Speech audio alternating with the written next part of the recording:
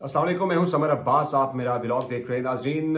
एक तो पाकिस्तान तहरीक इंसाफ को थोड़ा सा रिलीफ मिला कि पाकिस्तान तहरीक इंसाफ के 4 लोगों को, जिनमें सनम जावेद भी शामिल हैं, जो 9 मई के वाक़यात की पादाश में गिरफ्तार थे, हिरासत में थे काफ़ी अरसे से, उन्हें रिहाई मिल गई। लेकिन साथ ही साथ दूसरी तरफ अगर देखा जाए तो जो लोग जमानतों पर थे, जिन्हें जमानतें मिली, उनमें से कुछ लोगों के हवाले से फिर मुश्किलात जो हैं उनकी बढ़ना शुरू हो गई है। यानी एक मिक्स्ड सा एक प्रोसेस है जो कि इस वक्त मुल्क के अंदर चल रहा है। किसी को रिलीफ मिल रहा है जबकि किसी की स्पेस जो है वो कम की जा रही है।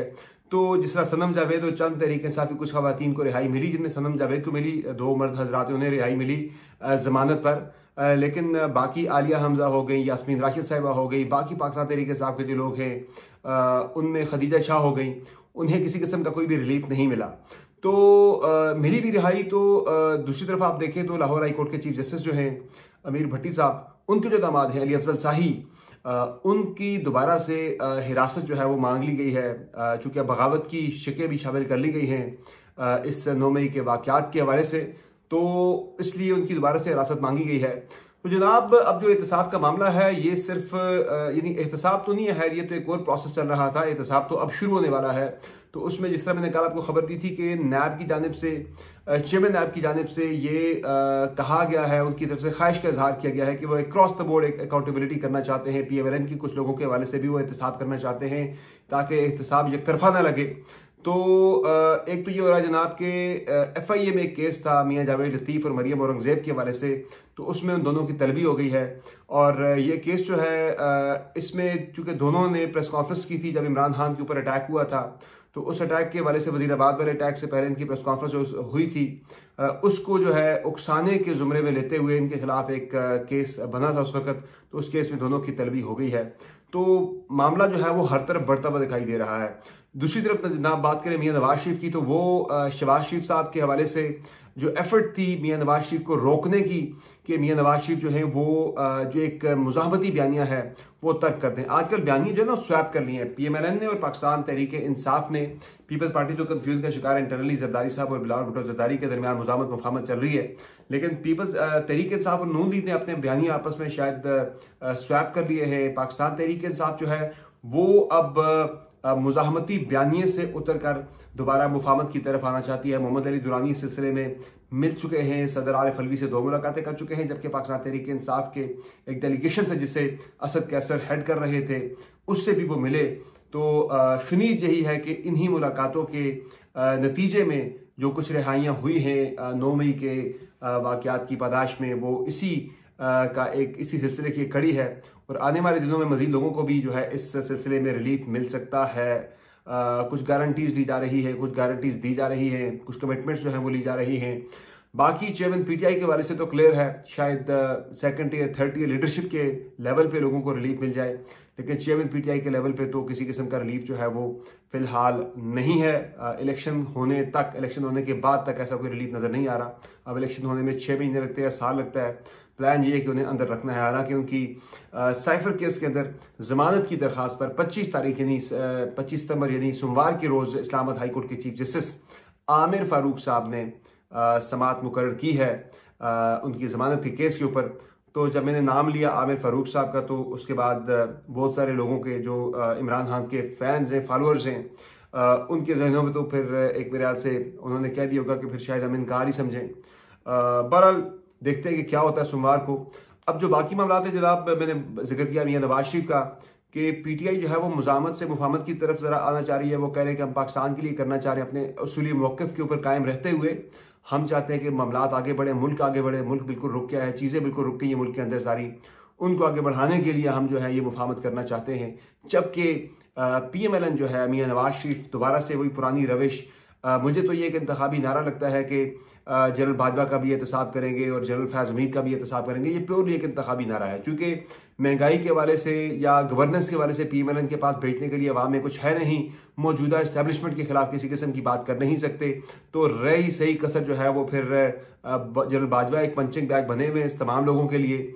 और PMLN ने भी सोचा कि इमरान खान ने जनरल बाजवा की पंचिंग करके उनको जो है रगड़ा दे के ठीक ठाक किस्म का फ़ायदा उठा लिया, तो अब हम भी अवाम के अंदर पजीराई हासिल करने के लिए जनरल बाजवा को ही रगड़ा देते हैं, तो नकल के लिए भी अकल की जरूरत होती है। उस वक्त general Bajwa serving army chief थे जब इमरान खान उन्हें ललकारते थे। अब वो रिटायर हो चुके हैं, तो एक रिटायर्ड चीफ को जो है ललकार के मियाँ साहब को मेरे ख्याल से अवाम के अंदर कोई खास पजीराई नहीं मिलने वाली। तो अब जो वो उन्होंने शुरू किया है, मुझे नहीं लगता कि वो बाजवा साहब के वाले से किसी किस्म का कोई ऐसा बयानात की हद तक तो कर रहे हैं, लेकिन अमलन ऐसा वो कुछ कर नहीं पाएंगे, ना ही ऐसा कोई इरादा है। ये जस्ट एक इलेक्शन स्टंट है कि अवाम के अंदर पजीराई हासिल करने की एक नाकाम कोशिश है। क्योंकि जनरल बाजवा नवाज शरीफ के मोहसिन हैं, जनरल बाजवा शहबाज शरीफ के भी मोहसिन हैं।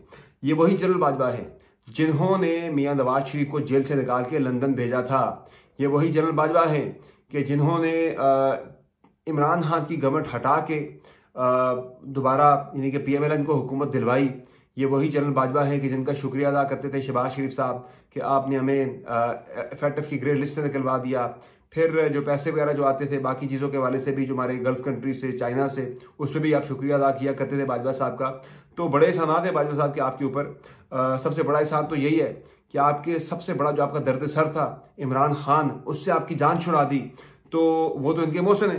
तो आज की जो इस्टेब्लिशमेंट है उसमें इस पैगाम को बड़ा नेगेटिवली लिया गया कि भाई आप जो हैं अपने मोहसिनों के साथ अगर उनके जाने के बाद ये सलूक करते हैं तो फिर कल को आपने हमारे साथ भी शायद यही काम करना है। अगर हम आपके ऊपर कोई एहसान करते हैं इंतखाबात के अंदर, कोई आपके अगर आपको थोड़ा बहुत लेवल प्लेइंग फील्ड से हट के अगर आपको ज़रा ज़्यादा मिल जाता है, अगर कोई फेवर मिल जाता है, फेवरेबल फील्ड अगर आपको मिल जाती है। वैसे भी PMLN के ऊपर एक ब्लेम तो आ रहा है, एक उनके ऊपर टैग तो लग चुका है कि आने वाले इलेक्शन में वो एक लाडली जमात बन के, लाडले बन के उभर रहे हैं। और जिस तरह का ट्रीटमेंट मिल रहा है कैबिनेट के अंदर, आप देखिए मौजूदा जो कैबिनेट है, केयर टेकर हुकूमत है, वो भी एक तासुर से यही उभरता है कि वो भी मुस्लिम लीग नून की शहबाज शरीफ की हुकूमत की ही एक एक्सटेंशन है। और आगे भी PMLN के लिए काफ़ी ज़्यादा फेवरेबल बातें हो रही है। जिस तरह से आज मैं बयान सुन रहा था मुर्तज़ा सुलंगी साहब का कि मियाँ नवाज शरीफ जो है वो 3 मरतबा के प्राइम मिनिस्टर हैं, तो उन्हें जो उनके जो बनता है प्राइम मिनिस्टर का प्रोटोकॉल वो उन्हें दिया जाएगा। तो एक मुलजिम जो कि पाकिस्तान से फरार हो गया, पाकिस्तान से मफरूर हैं, जो कि अदालतों के अंदर मतलूब है, उसको जो है रियासत हमारी प्रोटोकॉल देगी। हालांकि पाकिस्तान आते साथ ही गिरफ्तार कर लेना चाहिए, हिरासत में ले लेना चाहिए, लेकिन ऐसा नहीं होगा। आज मोहम्मद जुबैर साहब जो कि मियाँ नवाज शरीफ साहब के तर्जुमान हैं, वो मेरे प्रोग्राम में थे। उन्होंने बड़ा वाज़ेह किया, उन्होंने कहा कि मियाँ नवाज शरीफ अब किस बात की सज़ा काटे, पहले उसने बड़ी बेगुनाह सज़ा काटी, अब वो जेल क्यों जाएगा। उन्होंने कहा कि मियाँ नवाज शरीफ जेल नहीं जाएंगे बल्कि वो अपने घर रायवंड जाएंगे। तो ये PMLN के प्लान रही, उनके अज़ाइम हैं। तो जो मैं बात कर रहा था मुज़ामती बयानिया की, तो ये मुज़ामती बयानिया जो है ये जस्ट एक आई वाश है, ये जस्ट एक इंतखाबी स्टंट है जिसपे शहबाज शरीफ ने उन्हें समझाने की कोशिश किया कि मियाँ साहब ये काम भी खुदारा मत करें। चूँकि शहबाज साहब जब पाकिस्तान आए थे, उनकी नुसरत जावेद साहब बहुत सीनियर साफ़ी, उनके बकौल गुजरांवाला में उनकी एक मुलाकात हुई है, हाई प्रोफाइल मुलाकात। और वो मुलाकात जो है वो इस्टेब्लिशमेंट की साइड से किसी शख्सियत के साथ मुलाकात की बात हो रही है कि आर्मी चीफ के किसी नुमाइंदे के साथ उनकी बात हुई है, किसी उनकी करीबी शख्सियत के साथ उनकी मुलाकात हुई है। और उसके बाद ये मैसेज उनको बड़ा लाउड एंड क्लियर दिया गया कि आप ये काम मत करें। और ये खबर भी जो है कुछ सीनियर सहाफ़ियों को मेरी इत्तलात के मुताबिक लीक आउट भी की गई है डिलिबरेटली, ताकि मैसेज बड़ा क्लियर जाए PMLN को कि भाई साहब जो आप कर रहे हैं ये इसको फौज के अंदर बड़ा नेगेटिव लिया जा रहा है, ये आपके लिए काउंटर प्रोडक्टिव भी साबित हो सकता है। तभी शहबाज शरीफ भागे भागे लंदन गए, मियाँ साहब के आगे जाके हाथ जोड़े कि भाई साहब मेरी 16 महीने की जो कारकर्दगी है वो तो है नहीं हमारे पास, वो तो ऑलरेडी मकबूलियत तो हमारे पास है नहीं अवाम के अंदर, अब जो कबूलियत थी वो कबूलियत भी आप जो है ख़राब करने जा रहे हैं, तो मियाँ साहब ये काम मत करें। तो अब पार्टी के अंदर भी तमाम जो PMLN की तंजीमें हैं उन्हें भी, अहदेदारों को भी ये अहकामात मियाँ नवाज शरीफ की तरफ से डायरेक्शंस दे दी गई हैं कि आपने इंतखाबात के अंदर इन लोगों के एहतसाब की बात करनी है, जिसमें ज़ाहिर है साबिक आर्मी चीफ, साबिक DG ISI यानी कि जनरल बाजवा और जनरल फैज़ हमीद के अलावा जस्टिस साकिब निसार, जस्टिस आसिफ सईद खोसा, जस्टिस अजमत सईद शेख, और इसके अलावा जो आने वाले चीफ जस्टिस है हमारे जस्टिस एजाजुल एहसन, उनके बारे में भी कहा गया कि भाई ये सब जो है पाकिस्तान की तबाही के ज़िम्मेदार हैं और इनका हम एहतसाब करेंगे। तो इस चीज़ को बड़ा नेगेटिवली लिया जा रहा है। और ये मियाँ साहब के बारे में जब मैंने कहा था कि पाँव पे कुल्हाड़ी मारने की हमेशा से उनकी एक रिवायत रही है, तो अब भी शायद उन्होंने ये गलती कर दी है और देखते हैं। लेकिन इस सारे कुछ के बावजूद मैं आपको बता रहा हूँ बड़े दावे के साथ कि लाडले वो थे, लाडले हैं, लाडले रहेंगे। हाँ, ये हो सकता है कि मियाँ नवाज शरीफ के रास्ते बंद करके मियाँ शहबाज शरीफ को दे दी जाए वज़ारत उज़्मा अगली, चूँकि शरीफ फैमिली इस वक्त बहुत लाडली है और जो मैंने आपको बताया भी था, वो लाडली इस्टेब्लिशमेंट की तो लाडली है ही है, उनकी आंख के तारे तो हैं ही हैं, बन चुके हुए हैं, क्योंकि उनके इस्टेब्लिशमेंट के पास ज़ाहिर है किसी एक लाडला तो उन्हें चाहिए होता है। जैसे पहले इमरान खान साहब थे, तो इस मरतबा अब PMLN लाडली बनने जा रही है। तो अब जिस तरह मैंने आपको खबर भी दी थी कि गल्फ कंट्रीज से, चाइना की तरफ से भी जो फीडबैक आया था आर्मी चीफ को, वो यही था कि SIFC के तहत या फिर दीगर जो हम इन्वेस्टमेंट पाकिस्तान एक्सपेक्ट कर रहा है हमसे, तो उसमें हम जो ट्रस्ट करते हैं पाकिस्तान के अंदर, हम वो शरीफ फैमिली के ऊपर हम ज़्यादा ट्रस्ट करते हैं। पीपल्स पार्टी के ऊपर क्रॉस लग गया था, वहीं से PTI के ऊपर पहले से ही क्रॉस लगा हुआ है, तो ऑप्शन फिर ज़ाहिर PMLN ही बचती है। तो कुछ नई जमातें भी बाहर से वजूद में आ रही हैं, वो इतनी बड़ी नहीं होंगी कि काउंटर कर सकें इन जमातों को, लेकिन मियाँ साहब के वाले से ये चीज़ बड़ी क्लियर आ चुकी है कि मियाँ नवाज शरीफ शायद अपने आप को ट्रबल में डालेंगे, और इससे नून लीग का रास्ता शायद ना रुके, शहबाज शरीफ का रास्ता जो है वो शायद बन जाए, सीधा हो जाए। तो देखते हैं क्या होता है। इस पे आने वाले दिनों में आपके साथ डिटेल्स जो भी हैं वो शेयर करेंगे। फिलहाल समरवास को इजाज़त दीजिए, अल्लाह के बाद।